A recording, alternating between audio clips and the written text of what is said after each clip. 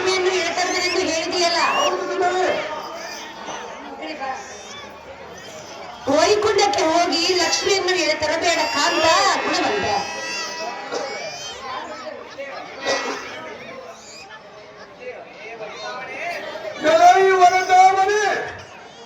ಮೂರ್ತಿ ದೇವರವರು ಒಟ್ಟಾದವಾಗಿ ಏಕರತ್ತ ಪ್ರತಿಭಟಿಸುತ್ತಾರೆ.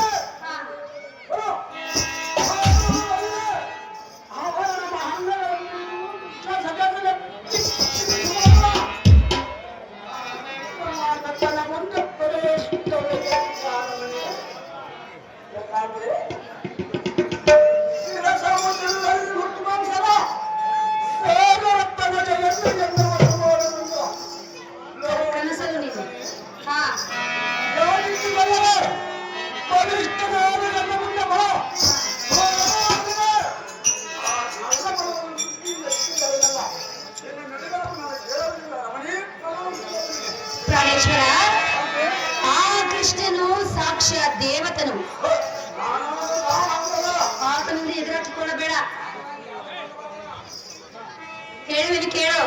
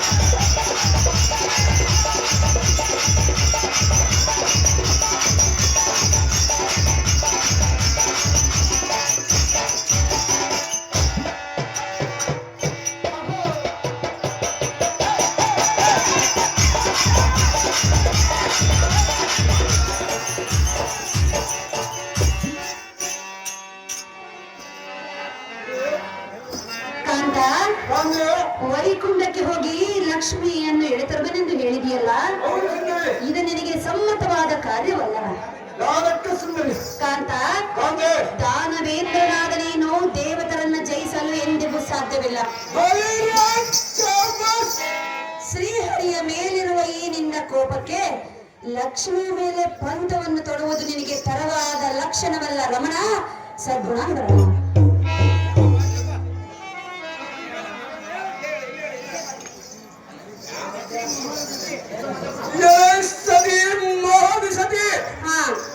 ತ್ರಿಮೂರ್ತಿಗಳಲ್ಲಿ ಪ್ರಸಿದ್ಧ ವಂದನ ಉಚ್ಚ ಸಂಗಮದಂತೂ ಒಂದೇ ಭಾವದಿಂದ ಕುಂದರಿಸಿ ಅವರ ಕಟ್ಟಿಕೊಂಡು ಕಂಡಿಸಿ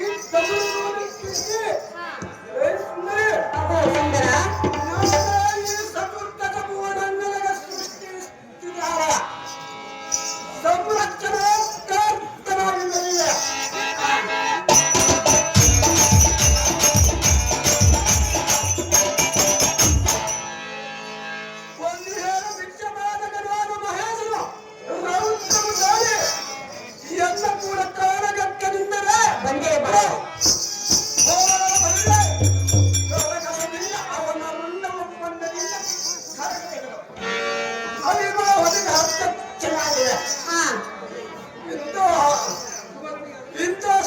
ಸತ್ಯ ಆ ಹಠವನ್ನು ತೋರಿಸುವುದು ಹೇಳಬೇಕು ಮಾಡಿ ಎಂದು ಮನೋಮರಿ ಅಹೋ ಸುಂದರ, ಎಷ್ಟು ಮಾತ್ರಕ್ಕೆ ಎನ್ನ ಮಾತನ್ನು ಕೇಳುವುದಿಲ್ಲವೇ?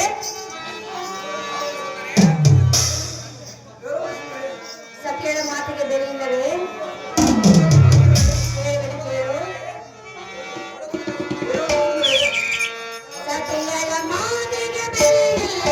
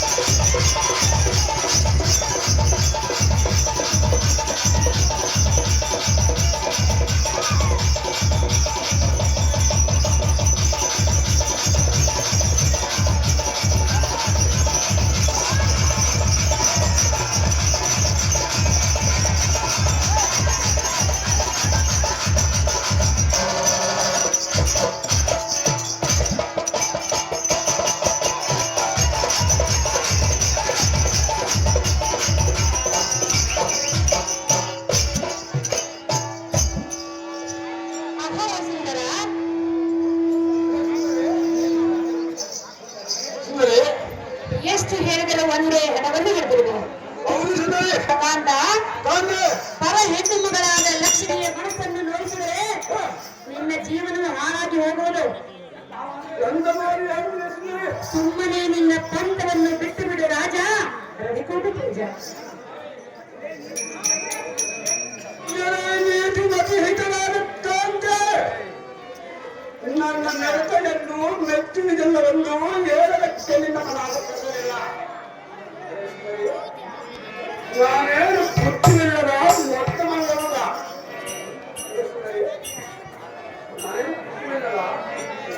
ಮೊತ್ತಮಲ್ಲವಲ್ಲ. ಇಂದಿನ ಸಂಗ್ರಾಮಕ್ಕೆ ಬಾಳುವುದು ಬಿಡುವುದಿಲ್ಲ. ಕದ ಕದನ ಚದನ ಮರದ ತೋರ್ಪಡಿಯುವ ಹೋದ ಪಟಲವನ್ನು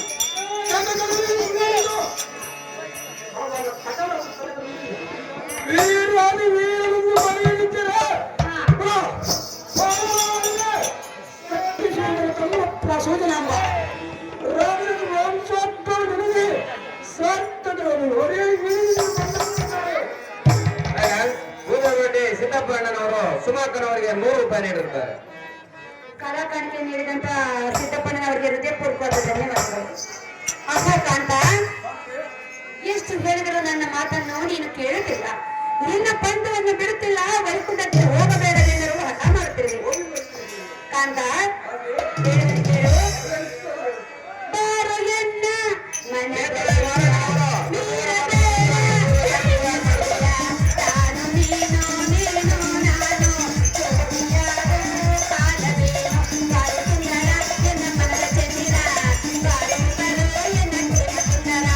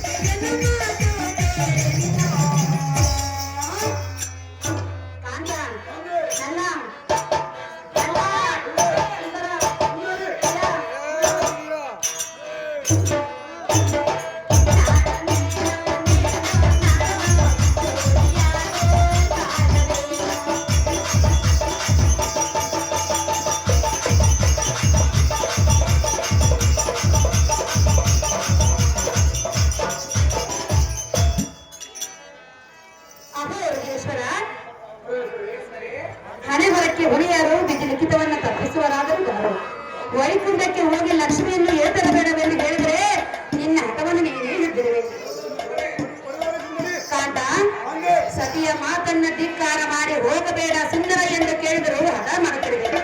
ನಿನ್ನ ಇಚ್ಛೆ ಹೇಗೆ ಹೇಳಿದೆಯೋ ಹಾಗೆ ಆಗಲಿ ರಮಣ. ಸದ್ಗುಣ ಬರಲಿ. ಪ್ರಿಯ, ನಿನಗೆ ಜಯದ ಆರತಿಯನ್ನು ಮಾಡುವೆನು. ಪೀಠವನ್ನು ಅಲಂಕರಿಸಿ.